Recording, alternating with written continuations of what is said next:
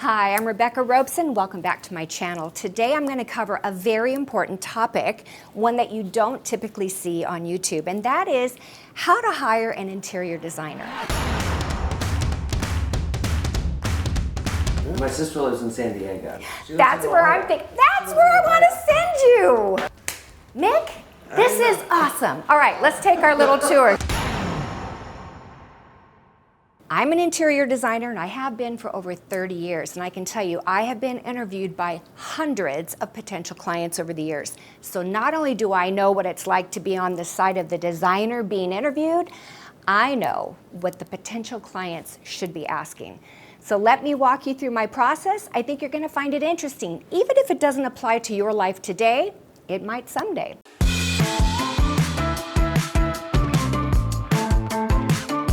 Okay guys, so here we are. This is so fun for me to finally actually get to do a one-time or 1 hour consultations. We might go a little bit longer because, you know, I do talk a lot. When you set up that first meeting to meet with this potential designer, I think it's very important that you have your spouse or your partner, your husband there at that time. The bottom line is, usually the first part of the interview is a meet and greet. She wants to know about you just as much as you want to know about her, because remember, you're both kind of interviewing each other. At least I used to be doing that. As you move into the next part, it requires taking a tour through the house. Do you know which rooms you want to address? Are you hiring someone just to do one room, or are you hiring someone to do your entire house? She's definitely going to want to see that. And as she goes through and sees it, what is she going to do? Pay attention. Does she take photos of the rooms that she's in? Does she take measurements? Those kinds of things are telltale signs of someone who has some experience in doing what they're doing. Oh, let me tell you right now, I am going to use, when I say her, which I'll be saying throughout this whole video, please know I mean to say him or her, because there are many male designers out there that are great. I'll tell you my first impression in here is proportion. If you really want to know what you're getting when you're interviewing her, pay attention to the fact that she either does or does not throw out design ideas for you while she's there. I would redo this at the same time, and probably what I would do, you guys, if this is not structural, if you could, I'd lose this. When I do my interviews, anytime I would go to someone's house, I couldn't help myself. I mean, sometimes we were actually moving furniture while I was there because I could just see it immediately. And you know, that kind of thing really built confidence in the clients.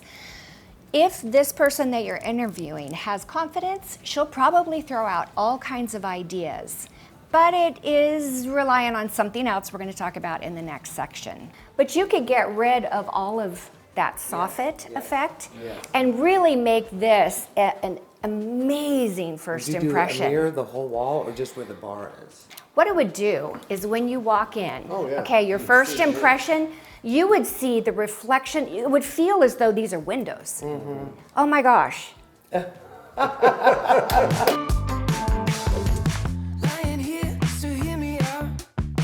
I think the most important thing that you're looking for is someone you can trust. Someone you can trust with your home, someone you can trust that understands your design style, especially if you and your partner or spouse have different design styles.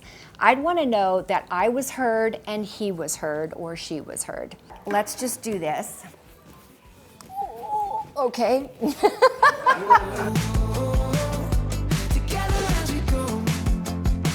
Here's the thing, there's nothing that says your furniture has to be on the walls. It's way sexier, way classier to have it floating in the room. Now, here's what you get. You actually get a full floor to ceiling window view. Is she taking notes? Just during your conversation. Is she taking notes? Is she, I can tell you what I used to do. I used to actually record all of my very first time interview appointments with potential clients, and here's why. I don't want to take notes when I'm meeting with someone for this first time. I have a vision the moment I walk into someone's house of what it could look like, but that vision changes based on what they are like, what they say. So rather than take notes about it and then be concerned about how I was spelling something and miss what they said, I just recorded those first initial appointments, and I can't tell you how many times I would go back and listen to those over and over again. I would catch, oh, that's right, they wanted privacy shades in their bedroom, but they don't want them in the living room. Those are the kinds of details that you might be sharing with someone that they may or may not pay attention to. So if someone comes and wants to record your conversation, don't get freaky about it. It's most likely she just wants to make sure she gets everything.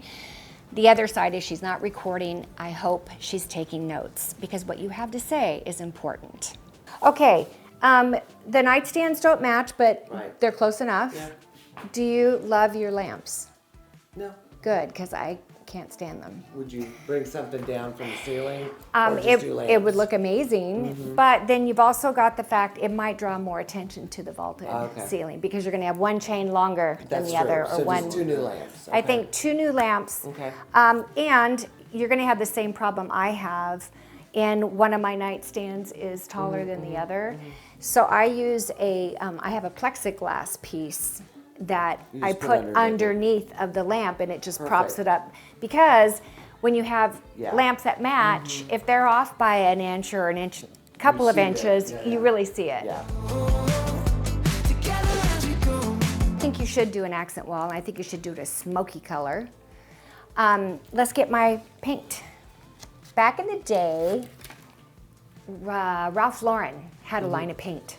I don't know if he still does. Do you remember the Ralph Lauren paint? Sure, they had. And they had some metallic kinds of paints. And that's why I'm saying a smoky, moody, metallic paint back here that is in the, well, it might even be in the olive color. Let's see what that looks like. That one's very, very dark, but I It's like an accent that. wall. Yeah, I think it's sexy. Yeah, I think that something as simple as that, honestly, you guys, just painting this back wall and getting new lamps, you will have done a very inexpensive update to your room. Both of these, I think you could keep these curtains. I like these curtains. Okay, good. And I like the idea of this wall connecting here. I think that would look really good. And what about in here? Oh, it's tiny. Okay, Tiny, but tiny. if you're gonna paint this, paint this. Okay, same color. Same color as your accent there. Okay. I'm not kidding you guys. Those little things Okay. Oh yeah. will make such a difference. Yeah. You'll love that. So that was fun. And very I'm so fun. glad I got to come So and do glad. it, you know? I'm so glad you're in Tulsa. I want to hear the story. I mean, I've seen the stories, but how did you guys really pick Tulsa out of every place? We'll have to have wine some night We can and do talk that, about it. Absolutely. Any night on the deck, we're available. Most nights. All right. You ready to talk about money? Me too. But guess what? I got one more point. Ask her if she has a degree in interior design. That may be important to you and it may not. I can tell you that I do not have a degree, and I think my clients in the past would tell you it didn't matter. But it is something you probably want to find out. And if it doesn't matter to you, then don't ask. If it does matter to you, shame on you. I could never have been your designer.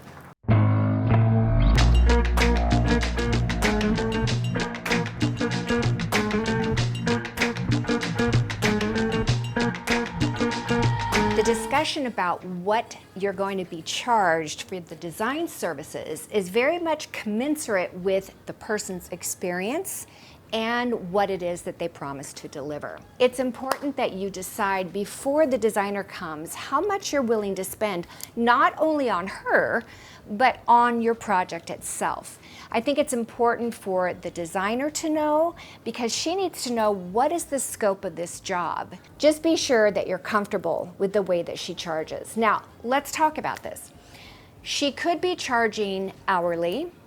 she could be charging by the project, and she could be charging hourly or project plus a markup. There's all different ways of doing it. I've done it a lot of different ways throughout my career because I was full service interior designer for 30 plus years. So I went through a whole lot of different changes, but I'd say typically it's more common for designers to charge hourly. What should a designer cost? Again, completely depends on her experience. When I started off as an interior designer, I actually charged, I think my first job was $17 an hour. I mean, it was 35 years ago, but 17 an hour. Then I went up to 35, and as I got more experience, I went up to 55, then to 75, and then the next step, and I'm talking over a period of years, was $120 an hour. And it went up from there by the time I finished in San Diego. But what I'll tell you is, I bumped up my pricing according to my skill level, according to my ability.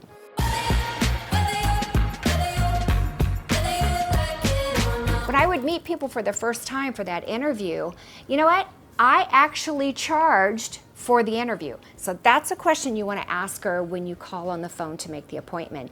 Do you charge for your initial consultation? I think it's a controversial thing. A lot of people do not charge for it. Let me tell you why I did and why I still do if I was going to do it today. Because when I go to someone's house, I want to be free to just let it rip. Paint this color. Right. All the way across. All the way around above the cap. All the way around here above the cap, paint it this color. Same color. Okay. Yep. I walk in, I have a vision, I see something, I just want to throw it all out there. I just want to say, well, what about this? Have you thought about that? Oh, you know, it'd be cool over there. I want to be like so creative. Well, guess what? That's my intellectual property, and people need to pay for it. Some of you want to go shopping with your designers, and I totally get that. And I highly recommend that both for designers and for homeowners. Go shopping together once. After that, if she's good, leave her alone. You're only going to slow her down. Your indecision is going to make it very difficult for her, and she will not be able to be at her best.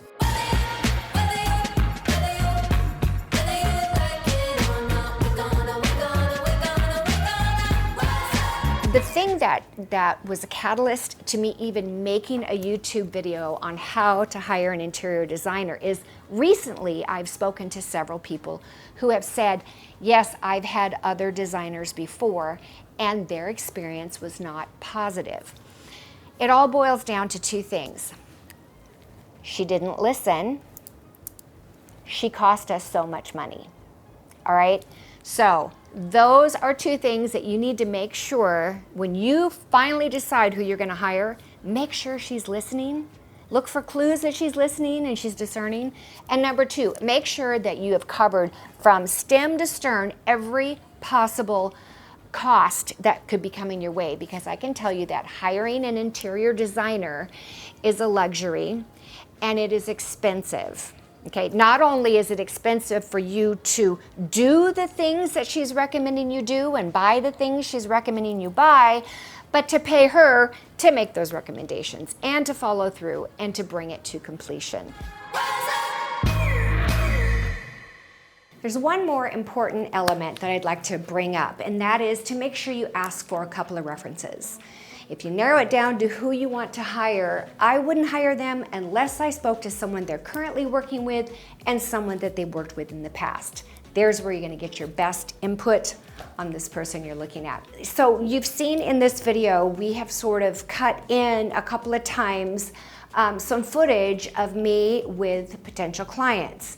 So I want to tell you who they are. That is Mick and Kristine, and turns out they live here in Tulsa.